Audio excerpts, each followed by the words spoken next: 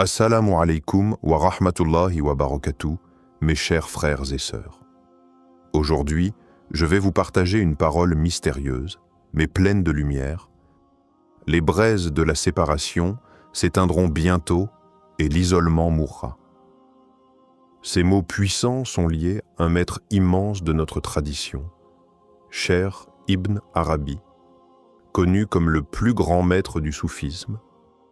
Il a parlé de celui qu'on appelle Al-Mahdi, non pas simplement comme un leader politique, mais comme une lumière dissimulée, gardée en secret, et dont la venue marquera la fin d'un cycle spirituel. Ce que beaucoup ignorent, c'est que Ibn Arabi a laissé des messages cryptés dans ses textes, destinés au Mahdi lui-même. Ces messages parlent de solitude, de douleur, mais surtout d'un avenir où l'isolement prendra fin. Aujourd'hui, nous allons entrer dans ce monde caché, celui des allusions mystiques, pour mieux comprendre ce lien spirituel profond entre Ibn Arabi, le Mahdi et la fin imminente de la séparation. Ibn Arabi, né en 1165 à Murcie, en Andalousie, est l'un des plus grands penseurs mystiques de l'islam. Surnommé le Cheikh al-Akbar, le plus grand maître, il a voyagé dans tout le monde musulman, de l'Espagne jusqu'à Damas, où il s'est éteint. Son œuvre est immense, composée de centaines de livres, dont le plus célèbre est Al-Futuhat al-Makkiyya, les révélations de la Mecque. Mais ce qui rend Ibn Arabi si unique, c'est sa vision du monde spirituel.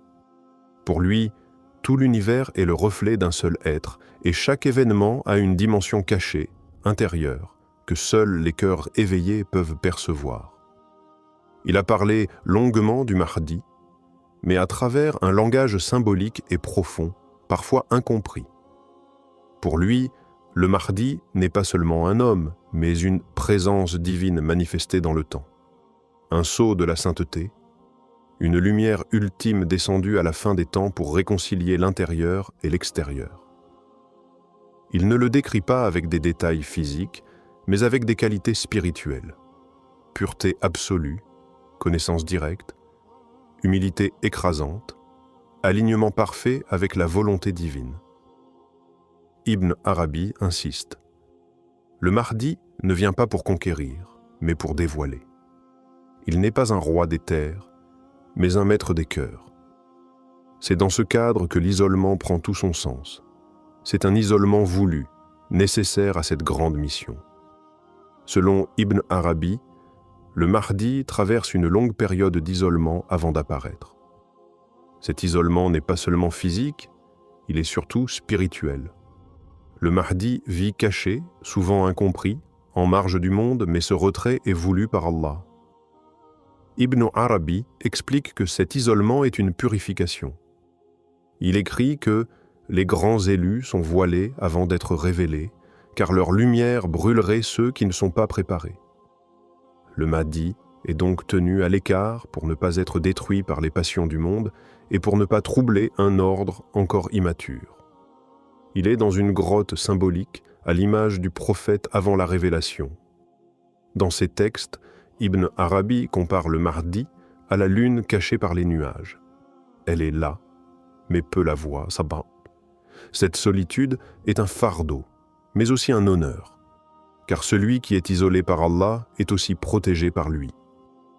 Ibn Arabi insiste sur le fait que le Mahdi ne doit pas chercher à sortir de cet isolement par lui-même. Il n'est pas maître du moment. Il attend le signal, le décret. Ce silence imposé forge en lui une sagesse que le bruit du monde ne pourrait produire. Et plus encore, c'est dans cet isolement que le Mahdi reçoit les messages cachés des saints du passé, y compris ceux d'Ibn Arabi lui-même. Ce retrait n'est donc pas un oubli, mais une préparation, un écrasement nécessaire avant l'éclosion. Quand Ibn Arabi évoque les braises de la séparation, il parle d'une souffrance qui consume lentement, comme un feu caché sous la cendre.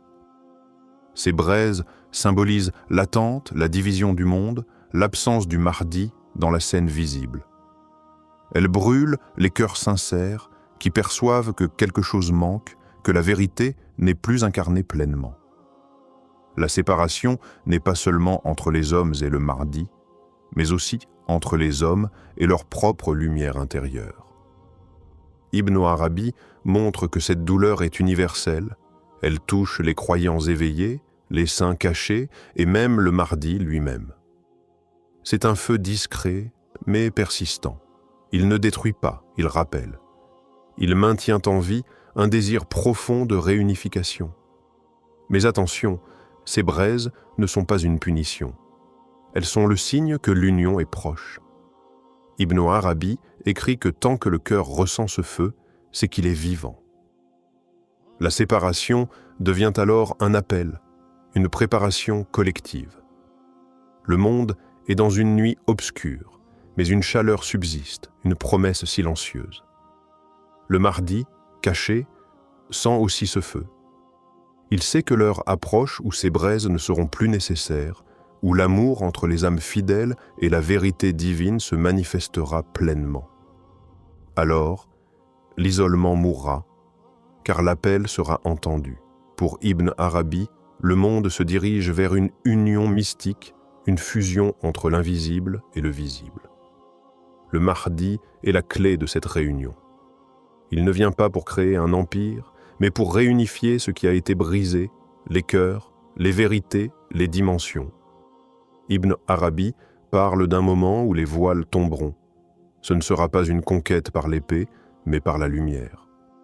La justice du Mahdi ne sera pas imposée par la force, mais par l'évidence.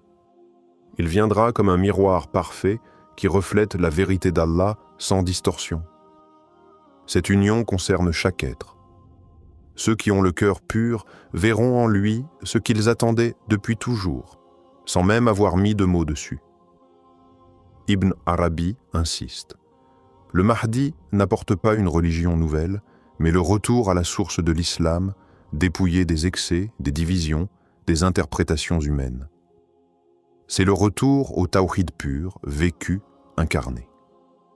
L'union dont il est question est celle entre l'extérieur, les lois, les actes, la société, et l'intérieur, la foi, la sincérité, l'amour divin. Le Mahdi sera celui qui réunira la lettre et l'esprit. À travers lui, la séparation entre le monde apparent et la réalité spirituelle disparaîtra. Et quand cette union se fera, les braises s'éteindront, car le feu n'a plus de raison d'exister quand la chaleur est devenue lumière. Ibn Arabi évoque aussi les signes intérieurs que portera le Mahdi.